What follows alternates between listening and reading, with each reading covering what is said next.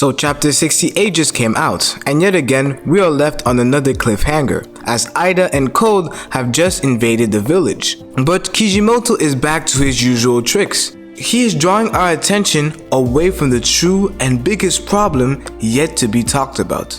That is Kawaki. The way Naruto and the village deal with Kawaki will lead to the destruction of the village, just like we saw in the timeskip. Kawaki's biggest accuser is Shikamaru, as throughout Kawaki's introduction to the village, he has always seemed to have some sort of hate or have something against Kawaki. Shikamaru's hatred or dislike for Kawaki has reached its boiling point when he killed Boruto.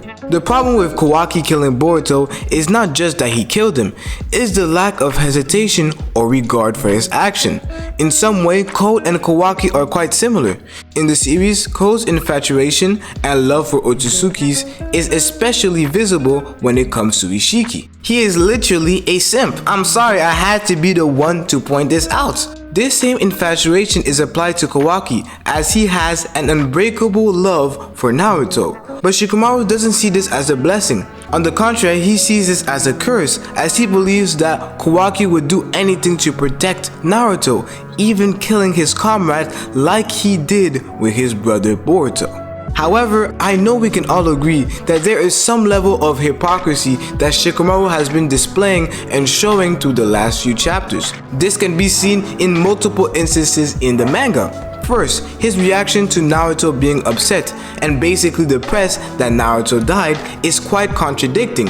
When Amato took Shikadai as hostage, Shikamaru completely lost it and was acting quite emotionally. In addition, when Boruto died, Shikamaru was the first one to tell Naruto to get his act back together and that it was a decision that both Boruto and Kawaki made. So why would he be so mad at Kawaki if he said that it was both their decision? Which is just an example of Shikamaru contradicting himself all throughout the manga. And in the past few chapters, Shikamaru's logic and critical thinking abilities has been quite disappointing, to be honest. But in the end, it will truly be Naruto's decision on how to deal with Kawaki that will be his biggest mistake and ultimately lead to the end of Shinobi.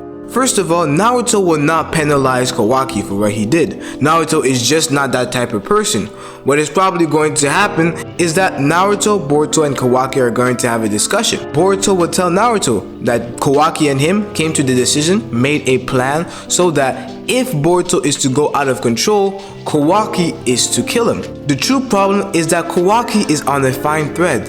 As if someone leaks the truth of what actually happened, Kawaki's relationship with the village, which is already terrible, will fall apart. That's why Sasuke, Shikamaru, and the rest have told Boruto to say that it is Cold who tried to kill him. But even when he said that, Mitsuki and Sadara were the first ones to know that there was a problem, and Boruto's explanation did not make sense. And the question is, why would anybody leak that sort of information? The person I would point out would be Amato, as all he cares about is Kawaki and he wants to control him to some sort of degree. And we all know that the perfect way to control people is to bring some type of fear or chaos. Then, when the village finds out of what Kawaki did and they killed their hero, Boruto, no matter what Boruto will do, Kawaki will be antagonized and seen as a villain.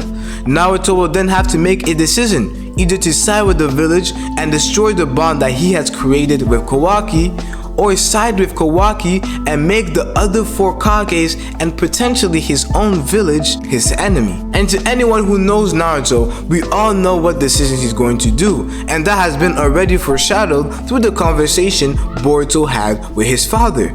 In their conversation, Naruto told him that he would go against the world for his child, and Naruto also considers Kawaki as his child, because even when Kawaki killed Boruto, Naruto still considered Kawaki as a child. In addition, Naruto will never go against Kawaki because Kawaki has become the old Naruto that the whole village feared. In the past, the village hated Naruto and demonized him because of the Nine Tails. This will be the same for Kawaki, because first of all, they don't consider consider him to be part of the village, a bit like Kushina, and because of what he did to Boruto. Just like Itachi killing and destroying his entire village was necessary to protect the village, we all have to agree that Kawaki killing Boruto at the time was necessary to protect the village too. But in the end, the same cycle of hatred that we have seen in Naruto will continue in Boruto, as Kawaki will be hated by the village. And to be honest, the whole point of Boruto is to prove that true peace does not exist. Naruto's entire goal was to create peace,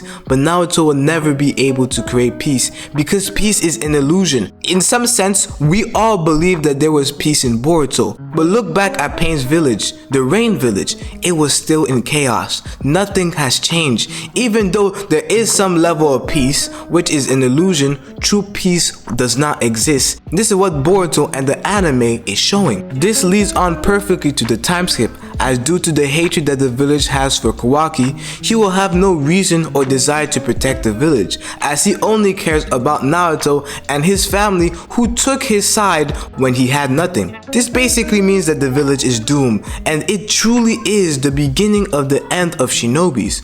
But remember, wherever there is darkness, there is always light. And wherever there is fear, there will always be hope.